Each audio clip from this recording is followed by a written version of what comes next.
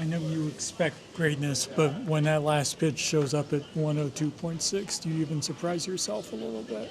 Yeah, I mean, when you feed off emotion, right? Like I'm an emotional player. I feed off of kind of energy in stadiums, and when everyone's on their feet, you know, chanting pretty good, special things kind of happen, you know, when you're in my shoes. So yeah, I knew it was going to come out hot. I didn't necessarily know where it was going to go, though. Did you actually have a pitch comm issue right before that? Or you just Yeah, I mean, suspense? it was loud, so I couldn't hear. You know, those things. He's going to signs. I'm like, no, bro, just come out here real quick. You know, but yeah, I couldn't hear, and then I turned it up, and I can hear just fine. I think when I turned it up, got back on the mound, they were quiet, so I had it at the highest level, and now I'm like, can the hitter hear? But yeah. Was a perfect game floating around in your head at all? Were you aware? I said it. After two, you think about it. So yeah, but yeah, I mean, you're just trying to go out there and compete, and when the team gives you a big lead like that, it's going to take a lot to beat you that day, and it's important to get a win in this series where we've played some close ones, just come up on the wrong side of them. How much? Do you remember your last complete game? It's probably high school, perfect game in high school. Playoffs was probably my last complete game. So I thought about it in college. You know, I'd always go to our closer and be like, I'm going to hand you the ball today, and never been able to do it. So yeah, probably high school was my last one. That's actually pretty cool. How much of the this? game earlier this year where you made a point of coming out hot because the team had a late night and it was an earlier start? Yeah. Same emotion today coming out to establish the tempo. No doubt. You know, lucky for me, I get to go home, but our team has to, you know, they kind of wear that night to day game, especially with an 11:35, and I just want to be injection of energy to the squad. You know, we feed off each other, and you can kind of tell the at-bats early, and then, you know, we tag them for 5 in the fourth inning. How much of this felt like retribution for Game 5 and how that ended last year? That's not a story I really want to create. You know, it's playoffs are the playoffs. We lost. They beat us. It is what it is. There's no story there. I got a ton of respect for a lot of the guys in that dugout, including their manager. I'm a big fan of. What kind of personal satisfaction you get picking up shards of broken bats out there? Well, it was the ball boy didn't see, but like it was right where like maybe a potential slide at the plate, and I'm like, I mean, someone slides at the plate and there's 2 shards sitting right next to each other.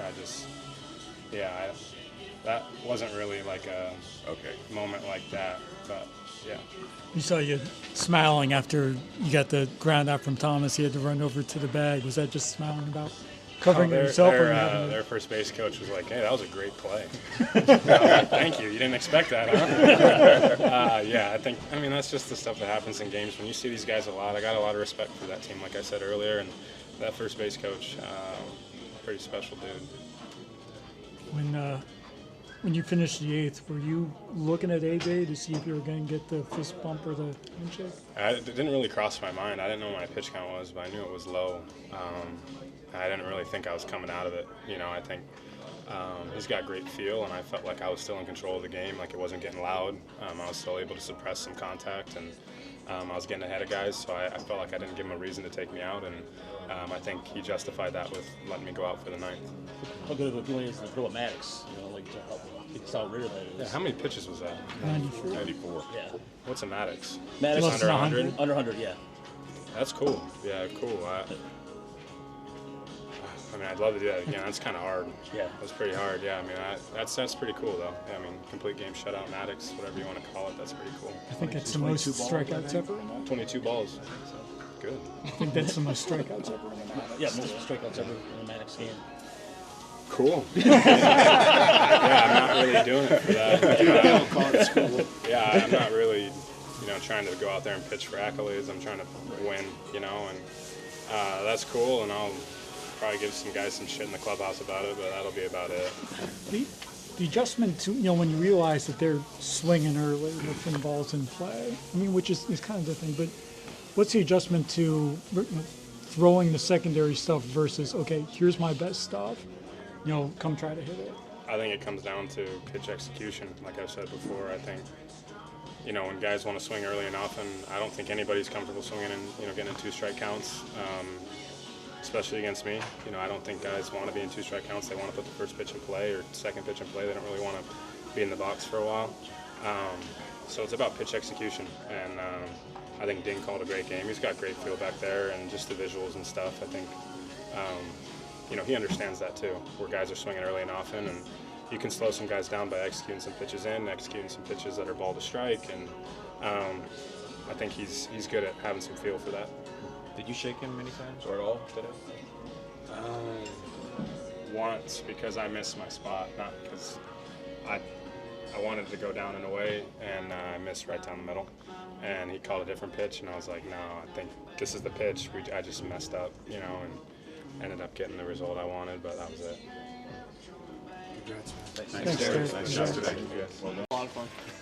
It was a lot of fun. It was my first one, so pretty special moment. I know it was his first one, correct? Mm-hmm. Yeah, so it was a special moment all the way around. What does the rhythm feel like in that kind of thing? I mean, is there a point where you don't even have to do anything and you know what's coming? He knows what to throw? Yeah, you definitely, especially around like the 5th or 6th, I felt like we were cruising a little bit, and you start to fall into a rhythm, fall into a pattern. Try not to keep the pattern all too much the same, but he was executing his stuff pretty much all day and doing pretty much whatever he wanted, so it was a lot of fun. Do you sometimes sit back there in awe and say, holy crap, look at this guy? Yeah, especially after that last one. The last one, I heard he ran it up there. Like 103, I think, something like that. Yeah, that's incredible. So. What's the feeling that he was talking about almost getting teary-eyed and coming out there for the ninth, just the way the crowd was responding? What's it like in your end of that batter? Are you aware of kind of that feeling? Yeah. To be completely honest, I think I was up in like the 8th, so I didn't see if he got a handshake or not coming off. So when I looked out to the pen, when I came back to the dugout, I saw nobody warming up. I was like, oh, okay, this is going to be special. This is going to be a cool moment. And yeah, the fans did a great job. Applauding him on his way back out, and I was happy he was able to finish it. Is there a pitch count issue there at the end? Yeah, I think it just got too loud. And he couldn't hear it, but, so we had to figure that out there before that last pitch.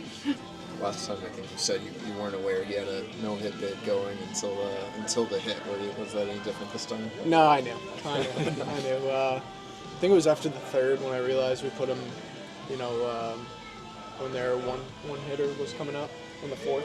I was like, okay, we're in order right now. So I did know, and it was sad, but obviously he didn't phase him, and he kept doing what he was doing.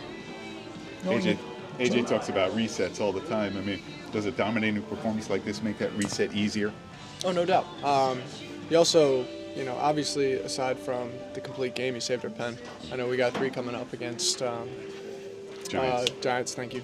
3 coming up against San Francisco. Saved our pen for those 3 games, especially on a day game tomorrow. So it was crucial.